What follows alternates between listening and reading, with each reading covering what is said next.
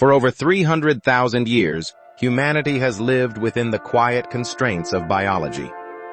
Bone fractures, muscle tears, neurons misfire. We age, we weaken, we die, and yet we endure. But for the first time in history, those constraints are no longer absolute. Around the world, laboratories are building devices that speak directly to the brain. Engineers are crafting limbs that move with thought alone. Companies like Neuralink are attempting to connect mind and machine at the neural level. Agencies such as DARPA are exploring ways to restore memory, enhance cognition, and extend human endurance. What began as medicine may soon become transformation.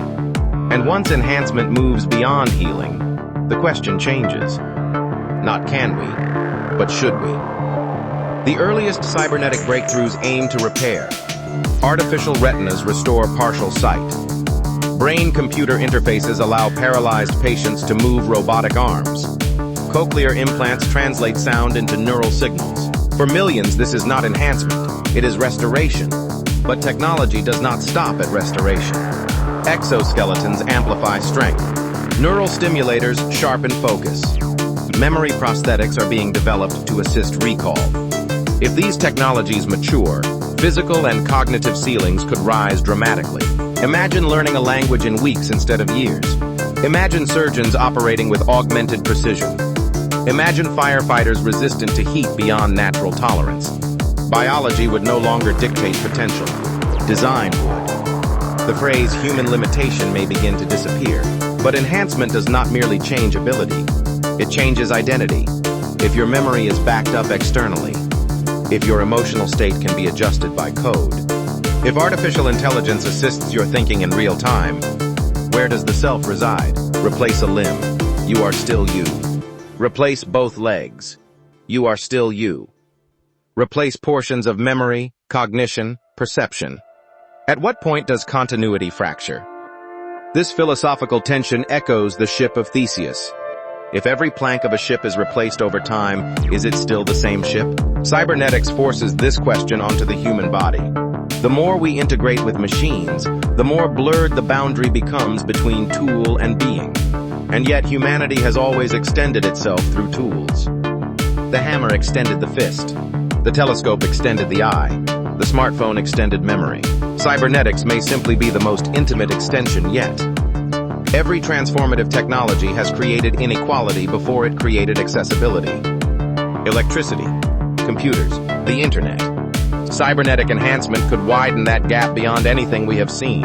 If intelligence can be upgraded, if focus can be enhanced, if emotional resilience can be stabilized, those advantages may not be evenly distributed.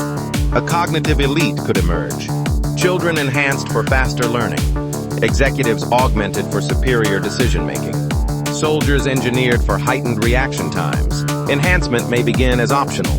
But in competitive systems, optional advantages rarely remain optional for long. What happens when refusing augmentation means falling behind? We may not see the end of inequality. We may see its biological amplification. Perception defines reality. And cybernetics may rewrite perception itself. Augmented reality could move from glasses to implants. Information layered seamlessly into sight.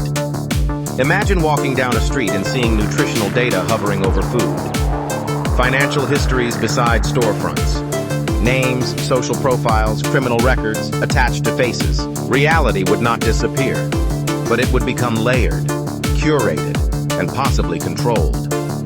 Visual. Emotional regulation interface, adjusting mood levels. Beyond sight lies emotion. If fear can be muted, if anxiety can be dialed down, if grief can be softened, we would relieve suffering. But suffering has shaped art, empathy, resilience. What becomes of tragedy in a world engineered for stability? Would we still write symphonies born of heartbreak? Would courage mean the same thing if fear can be switched off? Cybernetics may not only change how we see the world, but how deeply we feel it. Human meaning has long been forged in fragility. We cherish time because it is limited. We value youth because it fades. But what if aging slows dramatically? What if organ failure becomes replaceable? What if lifespan stretches far beyond historical norms? Extended life would transform society. Careers could span centuries. Relationships could redefine commitment. Population dynamics could strain resources. And psychologically, if death becomes distant, does urgency fade? Or do we find new reasons to strive? Religions built around mortality would adapt. Philosophies rooted in suffering would evolve. Humanity has never lived without the shadow of death. To step partially beyond it would alter civilization at its core. Philosophers like Nick Bostrom argue that enhancement is not an anomaly, but the continuation of evolution through technology. Natural selection shaped us blindly. Cybernetic evolution would be deliberate, intentional, chosen. We may move from Homo sapiens to something new, not fully machine, not fully biological, but a synthesis, a species that edits its own blueprint. So what makes us human? Is it our flesh, our neurons, our vulnerability? Or is it something more enduring? The impulse to adapt, to create, to transcend limitation. Cybernetic enhancement will challenge our ethics, reshape our societies, redefine our perception. But perhaps it will also reveal something constant, that humanity has never been static. We are the species that steps beyond its boundaries. The real question is not whether we will change. We always have. The question is, when we hold evolution in our own hands, who will we choose to become? If you like this video, please like, subscribe, and hit the notification bell for more quantum knowledge.